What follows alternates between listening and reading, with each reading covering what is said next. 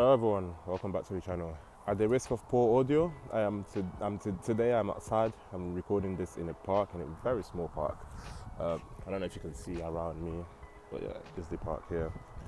Yeah, I've been recording stuff at home or in my car, so I thought today I'll change the scenery. So I'm outside, it's a nice day. But yeah, today I'll be talking about unfair advantages, what they are and why they're really useful, and also what my unfair advantages are and even how I use them in my everyday life. So unfair advantages is like a concept of just things that you're better than most of the population are, regardless of how many hours you put in it. So for example, you could be just a naturally sporty person, or someone who can read something once and remember it forever, or even someone that's got photographic memory. You just see something once and it's stored in your brain forever. So yeah, that kind of stuff. How you can use them? Well, unfair advantages is really good because, first of all, it's something that you find really easy and you don't have to spend so much time in improving. And also, those unfair advantages can help you grow. A lot of time we see progression as working on things that you're not good at already, but especially in sports, there is an argument where you should work on things that you're good at and what makes you stand out even more.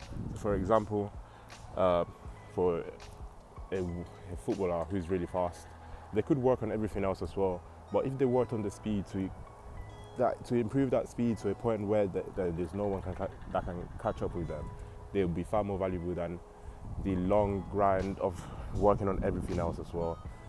There is an argument for both, but in this video I'll be talking about working on the specific things that you're really good at. So what my unfair advantages are.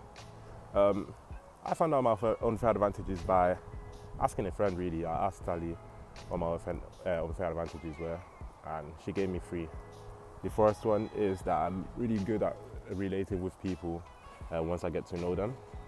Second one is I'm really good at motivating others as well. And last one is that I don't know if it's an advantage or disadvantage, but I'm really stubborn with things and I am good, and like once I set my mind to something, it's very difficult for me to sway my beliefs.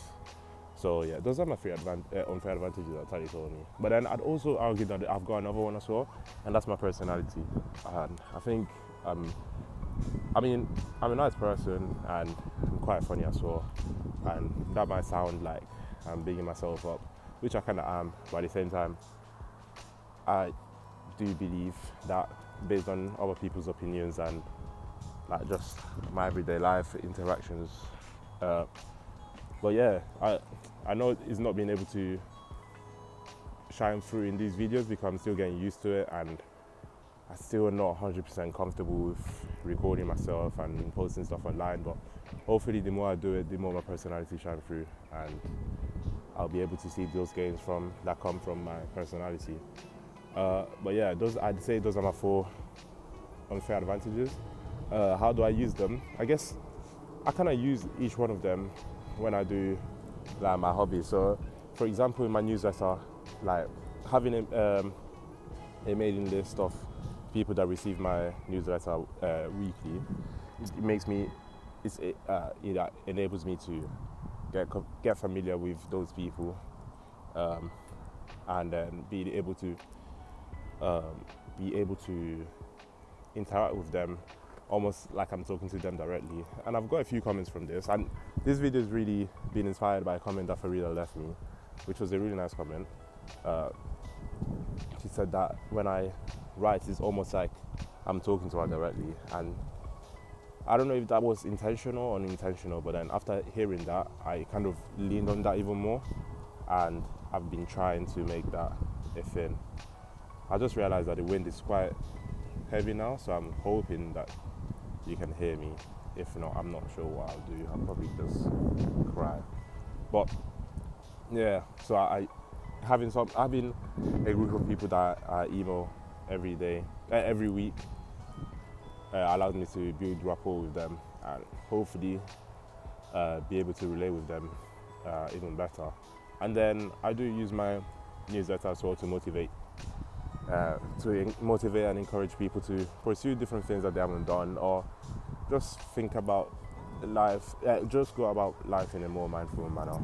And I'm hoping that is coming through as well. And the last thing I saw is that I didn't really plan how I'd go about my newsletter. I just told myself I'll do it once a week, this one day, and then since then I've been doing it. So that's where the stubbornness or the not being swayed easily comes from. So that's how I implement that in my newsletter as well.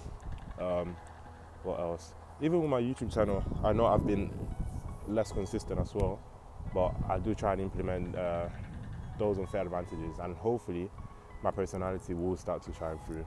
The more I get more comfortable, and the more I get experience, and I'll get more time, and I manage my time better. So that kind of stuff.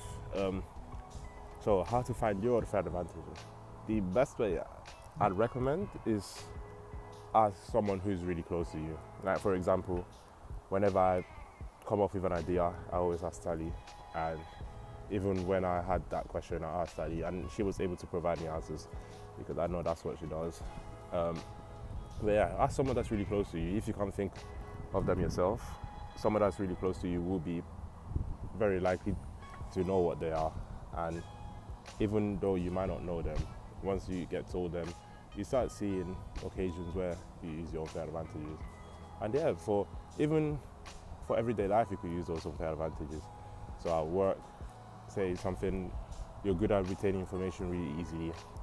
You don't have to spend as much time as other people doing things, and you can free up yourself some time with the unfair advantages or different ways. So, like, I'm really good at relating with people, so my role has a lot of customer service involved in it, so that's really helped me as well. And yeah, I think that's it. Hopefully you can hear what I've been saying in this video, and I will be investing some money in better audio to make my videos better, because I feel like I've been slacking with the progression. I've been posting, but the progression hasn't been as rapid as I want it to be. But at the same time, it is my 13th video, I think. So there's a balance between the two. But yeah, thanks for watching. If you liked it, please like, subscribe, share, comment, all that. And peace. See you later.